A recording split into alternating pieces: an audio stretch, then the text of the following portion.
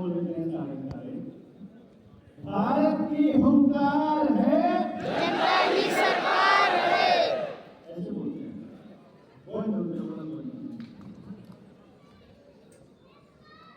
भारत के सभी प्रांतों से लगभग पधारे हुए क्रांतिकारियों, सभी माता पिताओं, मेरे बुजुर्गों, जनता सरकार मोर्चा के हमारे सहयात्रियों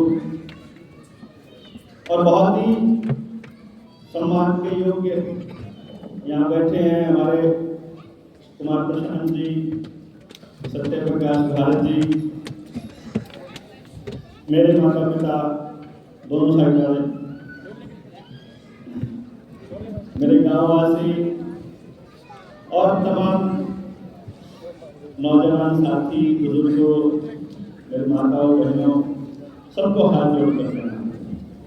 और इसके बाद कि आप इस क्रांतिकारी कदम को उठाने से पहले हम लोगों को हौसला देने के लिए यहाँ आए। आप जो पीछे हैं, अगर आगे इधर आ जाएंगे तो और अच्छा रहेगा, बढ़िया बात करते करते। अदरवाइज और लोग आ रहे हैं रास्ते में बारिश की वजह से, बाकी सब बढ़िया है।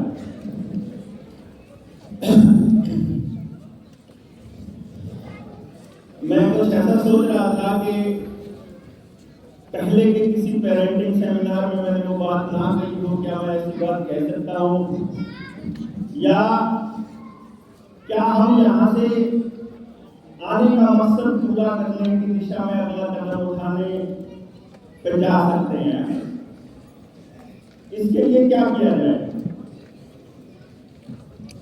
कुछ आह्वान किए थे हम लोगों ने, जनता सरकार मोर्चा के साथियों ने, कि हम किसी भी व्यक्ति को पर्सनल इन्विटेशन नहीं देंगे और पूरे समाज में जो लोग जागे हुए हैं जनता सरकार मोर्चा के, वो साथी अपने आप यहाँ आएंगे, जो अपने बच्चों पर काम करना चाहते हैं, जो अपने गांव पर काम करना चाहते हैं, जो अपने समाज पर काम करना चाहते हैं। आज इस सभा में आकर के आप सब लोगों ने हमारा सम्मान बढ़ाया, इसके लिए आप सबको हाथ जोड़कर प्रणाम।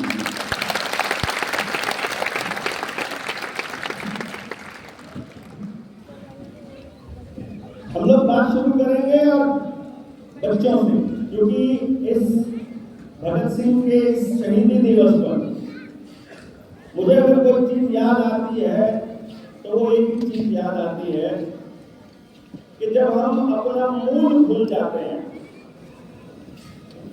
तो रास्ता मिलना मुश्किल है।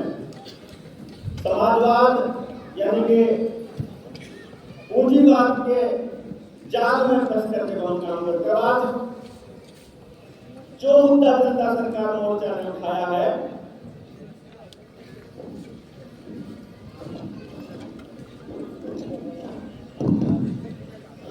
एक बार आवाज इसमें ठीक है ना?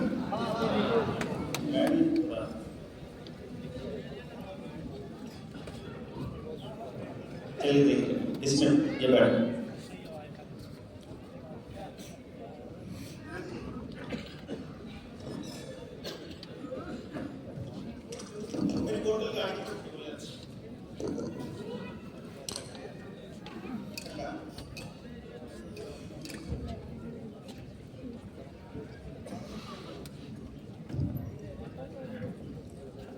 जल, जंगल, जमीन और जानवर, रोटी, बेटी, माटी, खेत, खेड़ा, खाप, ये कुछ शब्द हैं जिनको केंद्र में रखकर जनता सरकार मोर्चा ने अपना काम शुरू किया। गांव में गए, गांव के लोगों से रूबरू हुए, पास बैठकर 1-1 घंटा, 2-2 घंटा, 4-4 घंटा बात की और समस्याओं को जब गहराई से जाना तो एक बात समझ में आ गई कि अगर वाकई परिवर्तन करना है, शहीदों के सपनों का भारत बनाना है, अगर हम लोगों को भगत सिंह के सपनों का भारत बनाना है, तो गांधी के स्वराज को साथ लेके चले बिना हम नहीं चल सकते। हमने देखा कि आज वही समस्या थी, गांधी को वही समस्या थी, भगत को वही समस्या है हमको, कुछ भी फर्क नजर नहीं आ रहा पूरे देश के अंदर। और सबसे ज्यादा दुखी जो परिवार हैं वो अपने बच्चे के भविष्य को लेकर के सबसे ज्यादा चिंतित, समझ नहीं आ रहा कहां जाएं, किससे मिलें। स्कूल के मास्टर जी बोल देंगे कि हमारे पास तो 8 घंटे आता है, बाकी समय तो आपके पास रहता है, हम क्या कर सकते हैं। आप कहोगे हमें तो किसी ने कुछ बताया ही नहीं है, हमें कुछ मालूम ही नहीं है, हम क्या करें उस बच्चे के साथ, हम आपको फीस दे रहे हैं, उससे बताइए, आप ज्ञानी लोग हैं, आप गुरु हैं, आपको सब पता होगा, हम क्या करें, हमें बताइए कि मेरा बच्चा कामयाब हो जाए। ऊपर से वही गुरु आपको कामयाबी की डेफिनेशन ऐसी दे देते हैं कि भाई आईआईटी में एडमिशन होने को कामयाबी बोलते हैं, फर्स्ट आने को कामयाबी बोलते हैं, किसी कॉलेज में एडमिशन होना या किसी कोर्स में एडमिशन होना कामयाबी है। और पता चलता है कि यार वो जो लोग आईएएस की तैयारी करवाया करते थे, जिनके तैयार किए हुए 900 आईएएस संस्था पूरे देश के अंदर अलग अलग समय पर इस टाइम मौजूद हैं, वो आदमी सुसाइड कर रहा है। जिसके घर में दोनों के दोनों काम करने वाले बड़े अफसर हैं, लाखों रुपया आता है, वो सुसाइड कर रहे हैं। जिनके पास पावर की कोई कमी नहीं है, उनके भी तलाक हो रहे हैं। जिनके पास किसी चीज की कमी नहीं है, उसका भी नहीं भर रहा। सोचिए ना जरा, अब आप दुनिया के नंबर 1 बिलियनियर्स में, मिलियनियर्स में बड़े बड़े उद्योगपति भारत के रहे हैं ना टॉप पोजीशन पर। और अब भी आता है फोर्ब्स 500 की रिपोर्ट आई कि दुनिया के 500 अमीर आदमी ये, और उसमें पहले नंबर पर ये। और जब उसकी गतिविधियों को देखोगे तो वो पहले नंबर वाला भी भूखा मर रहा है, उसे भी और जमीन चाहिए, उसे भी और पैसा चाहिए, उसे भी और कंट्रोल चाहिए, उसको भी नहीं पूरा पड़ रहा। यानी सबसे ज्यादा जिसके पास है उसके लिए भी कम नहीं पड़ रहा। तो हमारे बच्चे के लिए कितना सफिशिएंट रहेगा, कभी सोचा है हमने? और जब आप लोगों ने देखा कि भाई 100 गज वाले में भी बात नहीं बन रही, 500 गज वाले में भी बात नहीं बन रही, 1000 गज वाला भी खुश नहीं है, बड़े बड़े फार्म हाउसेज वाला भी नहीं है, जिनके पूरे आइलैंड हैं वो भी ऐसे कुकृत्य कर रहे हैं। एप्स्टीन आइलैंड का तो सुना होगा ना आपने, वो भी ऐसे ऐसे काम कर रहे हैं। फिर कहां जाकर रुकेंगे हम? और क्या शिक्षा दे रहे हैं अपने बच्चों को? क्या इस पर हमने कभी विचार किया? ये बहुत बहुत गहरा विषय है और इसीलिए इस पर काम करना, हमने सबसे पहले ये सोचा कि इस पर काम करना पड़ेगा। अब प्रॉब्लम क्या आ रही है सबसे बड़ी, कि जब बच्चों पर काम करना शुरू करते हैं तो परिवार पर भी काम करना पड़ेगा। परिवार पर काम करना शुरू करोगे, पड़ोस को नहीं छोड़ सकते।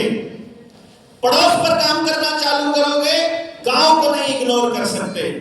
गांव पर काम करना चालू करोगे तो पड़ोस के गांव को नहीं छोड़ सकते, जहां आपकी रिश्तेदारियां हैं उस एरिया को नहीं छोड़ सकते। आप किसी जिले को, किसी राज्य को, किसी हिस्से को छोड़ ही नहीं सकते यदि हम अपने बच्चे पर काम करना चाहते हैं। तो सिर्फ पढ़ाई पर बात करने लगो तो आपको पता चलेगा कि पढ़ाई जाने वाली 90% से ऊपर का material is the wastage of time, energy and मतलब लाइफ। बेसिकली आपका पूरा परिवार को बर्बादी की तरफ लेकर जाने वाला सिलेबस पढ़ाया जा रहा है।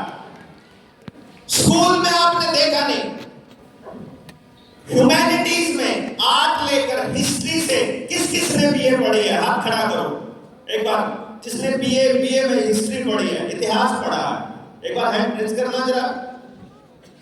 इतने सारे लोगों ने हैंड रेज कर लिया। मुझे आप बताओगे, अगर कॉन्ट्राडिक्शन हो तो बताना, लेकिन मेरा तजुर्बा ये कहता है कि इतिहास में ग्रेजुएशन के फाइनल ईयर तक 7वीं क्लास से चालू होकर और फाइनल ईयर तक युद्धों के अलावा कुछ नहीं पढ़ाया जाएगा।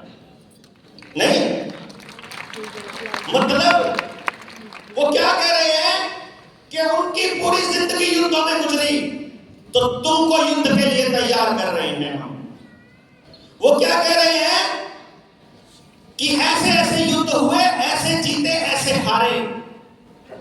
क्या किसी भी इतिहासकार के पास, किसी रणनीतिकार के पास, किसी सिलेबस बनाने के वाले के पास ये सिलेबस नहीं है क्या कि दुनिया में इतना अपराध होने से पहले सबसे कम अपराध किस वजह से हुआ करता था, सबसे कम नशा किस तरह से हुआ करता था, सबसे ज्यादा खुशहाल परिवार कैसे रहते होंगे, सबसे बेहतर बच्चे कैसे पलते होंगे, सबसे अच्छे नागरिक कैसे बनते होंगे, गलत को गलत और सही को सही कहने वाले लोग कौन होंगे, कैसे होंगे, और वो क्या करते होंगे कि ऐसे नागरिक पैदा हो कि सही को सही कहा जा सके और गलत को गलत।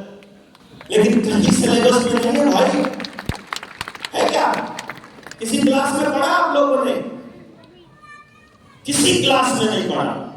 तो हम अपने बच्चों को क्या दे रहे हैं, और वो जो टीचर बैठा है वो क्या सिखा रहा है? जिंदगी में काम आएगा कि नहीं आएगा ये नहीं पता है, लेकिन एडमिशन के लिए तो यही पढ़ना पड़ेगा, नौकरी के लिए तो यही पढ़ना पड़ेगा। अच्छा जी, एडमिशन कहां पर? किसी भी कॉलेज में। कितना, किस तरह का, पता तो करो। कभी सोचा आप लोगों ने? ये मंच मैंने इसलिए नहीं सजाया है कि कोई भाषण देना है, ये मंच पूरे समाज को, देश को एक संदेश देने के लिए सजाया है। ये मंच यहाँ बिठाया है कि ये लोग तो कम से कम इतने लोग तो हैं जो इस मुद्दे पर अपने घर से उठकर आ रहे हैं। ये मंच इसलिए बताया है कि और लोग भी हैं क्या हम जैसे सोचने वाले? अगर हैं तो और कोई है क्या इस मुद्दे पर बात करने वाला? है तो आओ बैठ करके बात करते हैं। क्या है मंच? मंच ये है कि हम लोगों को रिसर्च करना नहीं सिखाया गया, हम लोगों को नहीं बताया कितने प्रतिशत बच्चों के एडमिशन कंफर्म होने हैं, कितने प्रतिशत बच्चों का कंफर्म है नहीं होगा, कितने बच्चों को जॉब या नौकरी मिलने वाली है और कितनों को बिल्कुल नहीं मिलने वाली है। एक बार इस पर कैलकुलेशन करते हैं। जो व्यवस्था आज इस टाइम 23 मार्च 2026 में है, उस व्यवस्था को यदि गौर से देख लिया जाए तो लगभग 2 करोड़ बच्चा पैदा होता है, जिसमें से मात्र 50 लाख बच्चा अलग अलग बोर्ड से 12वीं पास करता है। कितना बच्चा? 50 लाख एवरेज साल का।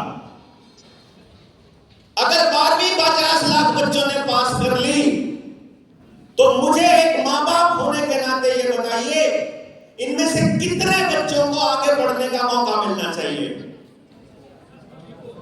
कितने लोगों को मिलना चाहिए? 50 लाख को मिलना चाहिए कि 1 लाख को मिलना चाहिए? 50 लाख को तैयार हो। Medical, non medical, commerce, humanities, private, सरकारी, दूर दराज के, गांव के, शहर के, खाली पड़े भरे हुए टोटल कॉलेजेस में टोटल सीट 4 लाख है ग्रेजुएशन की, जिसमें आईआईटी भी आ गई, इंजीनियरिंग के छोटे कॉलेज भी आ गए और छोटे छोटे कॉलेजेस भी आ गए। बताइए जरा, कितने बच्चों का एडमिशन कंफर्म है नहीं होगा? बताइए। चलो 10 लाख सीट कर देते हैं, फिर कितनों का नहीं होगा? 40 लाख का नहीं होगा। 20 लाख कर देते हैं, फिर कितनों का नहीं होगा? मतलब कंफर्म है ना, नहीं होगा। इसके बाद मैं जब से पेरेंटिंग के काम पे जुटा हूं, जब से मैं लोगों को बताने चला हूं कि बच्चे पालने कैसे हैं, क्योंकि बड़ी प्रॉब्लम है, बहुत दिक्कत है। इंडिया में हमारे यहाँ पर करनाल में है नेशनल डेयरी रिसर्च इंस्टीट्यूट, वो गाय के भैंस के बीज में तब्दीली करके वहां के जो साइंटिस्ट कहलाए जाने वाले राक्षस कंपनियों के दलाल, रॉकफेलर फाउंडेशन के एजेंट, वो केवल बीज में तब्दीली करके और हमारी नस्लों को खराब करने का काम कर रहे हैं, और वो बता रहे हैं कि जानवर कैसे पालने हैं। एटलीस्ट चलो उन्होंने एक कोर्स खोला, वो बता रहे हैं कि घोड़ा कैसे पालना है, गाय कैसे पालनी है, सूअर कैसे पालना है, कुत्ता कैसे पालना है। लेकिन पूरे देश में बच्चा कैसे पालना है, इस पर कोई इंस्टीट्यूट है क्या? नहीं। तो क्या इंसान का बच्चा सूअर के बच्चे से भी गुजरा हो गया? इनके हिसाब से तो, सिस्टम के हिसाब से तो ऐसा हो गया, मुझे तो ऐसा लग रहा है।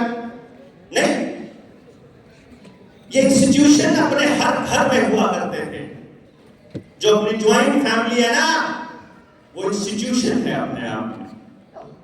जो संयुक्त परिवार है, जिसमें रिश्ते निभाने, डांट खानी, प्यार करना। आपने देखा होगा, मैंने ज्वाइंट फैमिली का कल्चर देखा है। ज्वाइंट फैमिली में एक आदमी होता है जिसका काम सिर्फ पीटना होता है, वो कुछ नहीं करता। वो जो छोटी गलती दिखे, बड़ी दिखे, बट टेकना होता है उसको। और एक ऐसा होता है जो कितनी बड़ी गलती हो उसने बस बाहों में भर लेना है, कोई बात नहीं, मेरे बेटे को हाथ नहीं लगा देगा, मेरे पोते को, जिसको भी, कोई भी एक आदमी ऐसा होगा जो अनकंडीशनल प्यार करेगा। एक जो है वो ये काम करने में लगा है, तो वो देख रहा है बाकी सब बीच के हैं, इन दोनों के बीच के, कोई कभी डांट रहा है, तो कभी प्यार कर रहा है, सब। तो वो एक्सट्रीम को देख लिया उसने, तो दुनिया में जो भी होगा उसको मंजूर है, वो तैयार हो रहा है वहां पूरे समाज के लिए। तो उन्होंने देखा कि भारत को खत्म करना है, तो भारत को खत्म करने के लिए भारत की मूल इकाई को खत्म करना पड़ेगा, और वो परिवार है। परिवार को खत्म कर दो, बाजार के लिए रास्ता ही रास्ता खुला है। अगर एक परिवार है जिसके अंदर 10 लोग हैं, एक टेलीविजन सामने है, दादा बैठा है, पोता बैठा है, बाप बैठा है, मजाक है उस टेलीविजन के ऊपर एक भी गंदी अश्लील वीडियो या फोटो आ जाएगी, आ सकती है क्या? दादा उसी टाइम उठाकर फेंक देगा, उसे तोड़ देगा। वो आपको तकिया उसी लग सकता है, लेकिन वो उसको मालूम है कि बीज पड़ रहा है मेरे बच्चे के दिमाग में, मेरी अगली जनरेशन के दिमाग में गंदगी का बीज पड़ रहा है। उनके लिए वो कला हो सकती है, उनके लिए भांडों के लिए वो पैसा कमाने का रोजगार का रास्ता हो सकता है, लेकिन मेरा बच्चा जो इतना सा बैठा है उसे नहीं मालूम है अच्छा है बुरा क्या है। उसे तो लग रहा है कि उसको तो पढ़ाया गया है, उसको तो टीवी में दिखाया गया है, उसको तो हर ऐसे में, हर प्रस्ताव में लिखा गया, पहली लाइन लिखी है, सिनेमा समाज का आईना होता है, ऐसा बताया ना आपको। तो बच्चा तो ये मान रहा है कि वो समाज का आईना है, यानी मेरे घर में नहीं हो रहा है तो कोई बात नहीं, पूरी दुनिया में तो हो ही रहा होगा, तभी इसमें आया है। अब